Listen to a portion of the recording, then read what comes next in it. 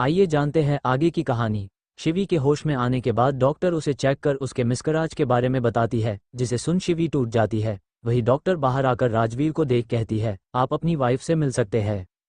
इतना बोल वो वहां से चली जाती है तो अखिलेश जी राजवीर के कंधे पर हाथ रख कहती है, जाओ बेटा संभालो शिवी को।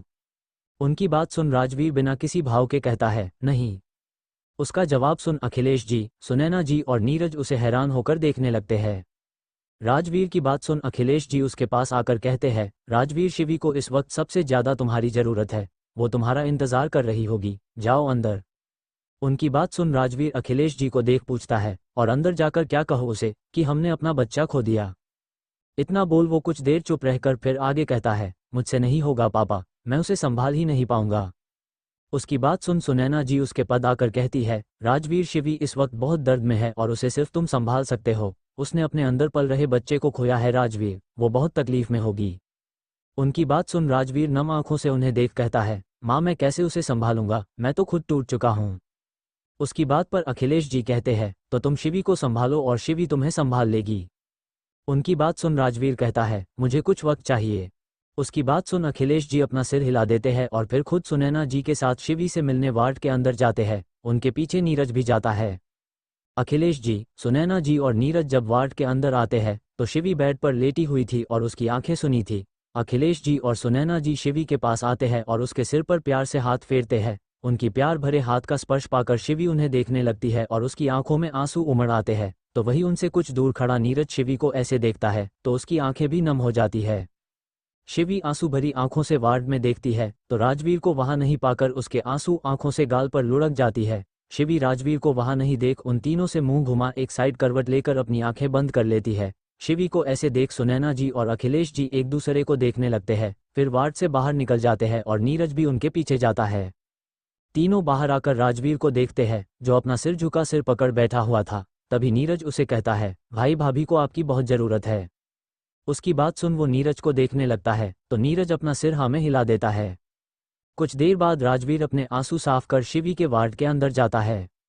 राजवीर वार्ड का दरवाजा खोल जैसे ही अंदर आता है उसकी नज़र शिवी पर जाती है जो उसके तरफ पीठ करके सोई हुई थी। राजवीर कुछ पल रुक उसे देखता है और फिर धीरे धीरे अपने कदम शिवी के तरफ बढ़ाता है।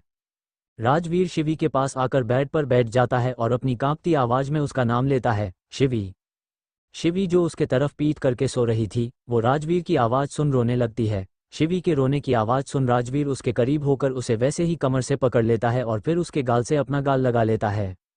राजवीर के ऐसा करते ही शिवी उसके कमर पर रखे हाथ पर अपना हाथ रख देती है और रोते हुए कहती है, राज हमारा बच्चा। इतना बोल वो जोर जोर से रोने लगती है तो वही राजवीर की आंखें भी नम हो जाती है। उसके आंखों से आंसू शिवी के चेहरे पर गिरने लगते हैं। राजवीर उसे अपनी तरफ घुमाता है, फिर उसके आंसू पोंछ उसके माथे से माथा लगा कहता है, हमने अपना बच्चा भले ही खो दिया पर हम एक दूसरे के साथ है। उसकी बात सुन शिवी फिर से रोते हुए कहती है, हमारे सारे सपने टूट गए। इतना बोल वो जोर जोर से रोने लगती है। उसकी बात सुन राजवीर उसे अपने सीने से लगा शांत करने लगता है। राजवीर शिवी को अपनी बाहों लिए उसे चुप करा रहा था तो वही दोनों के आंखों से आंसू बह रहे थे। दूसरी तरफ लड़की विंडो के पास खड़ी बाहर के तरफ देख रही थी। तभी उसका आदमी आकर कहता है, मैम शिवी का मिसकराज हो गया है। उसकी बात सुन लड़की मुस्कुरा के उसे देख कहती है, तो मालती ने अपना काम अच्छे से किया है।